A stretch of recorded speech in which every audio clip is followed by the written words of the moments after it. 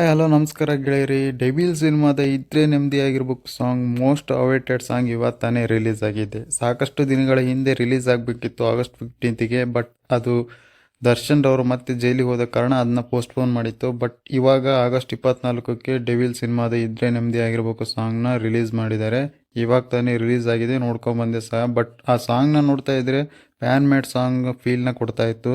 ಫ್ಯಾನ್ಸಿಗೋಸ್ಕರನೇ total ಆಗಿ ಈ ಸಾಂಗ್ನ ಮಾಡಿರೋ ತರ ಫೀಲ್ ಅನಿಸ್ತಾ ಇದೆ ಆ ಸಾಂಗ್ನ ನೋಡ್ತಾ ಇದ್ರೆ. ಅದು ಆಕ್ಚುಲ್ ಆಗಿ ನಾವು ಗಮನಿಸಬೇಕಾದೊಂದು ಏನಂದ್ರೆ, ದರ್ಶನ್ ರವರ ಲುಕ್ಸ್ ಒಂಥರ ಡಿಫ್ರೆಂಟ್ ಆಗಿ ಕಾಣಿಸ್ತಾ ಇದೆ ಸಿನಿಮಾದಲ್ಲಿ. ಬಟ್ ಬಿಟ್ಟಿರೋ ಪೋಸ್ಟರ್ಗೂ ಈ ಸಾಂಗ್ ಅಲ್ಲಿರುವ ಪೋಸ್ಟರ್ ಅಥವಾ ಇಮೇಜ್ಗೂ ಸ್ವಲ್ಪ ಡಿಫ್ರೆಂಟ್ ಕೈಂಡ್ ಆಫ್ ಥಿಂಗ್ಸ್ ಕಾಣಿಸ್ತಾ ಇತ್ತು ಅಲ್ಲಿ.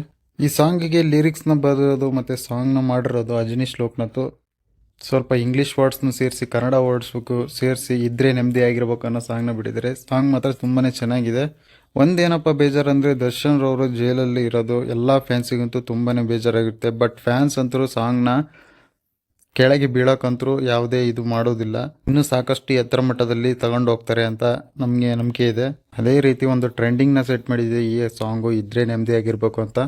ಇನ್ನೆಲ್ಲ ಡೀಟೇಲ್ಸ್ ಆಗಿ ನೋಡ್ತಾ ಇದ್ರೆ, ಈ ಒಂದು ಸಾಂಗ್ ಇಂದ ಲೈಟ್ ಆಗಿ ಪ್ರಮೋಷನ್ ಮಾಡ್ತಾ ಇದ್ದಾರೆ ಸಿನಿಮಾದು. ಇದು ಆಲ್ಮೋಸ್ಟ್ ಡಿಸೆಂಬರ್ ರಿಲೀಸ್ ಆಗುವ ಎಲ್ಲ ಸಾಧ್ಯತೆ ಕಾಣಿಸ್ತಾ ಇದೆ. ಯಾಕಂದ್ರೆ ನೀವು ನೋಡ್ಬೋದು, ಬ್ಯಾಕ್ ಟು ಬ್ಯಾಕ್ ಈಗ ಮೂವಿ ಅಪ್ಡೇಟ್ಸ್ಗಳನ್ನ ಕೊಡ್ತಾ ಬರ್ತಿದ್ದಾರೆ.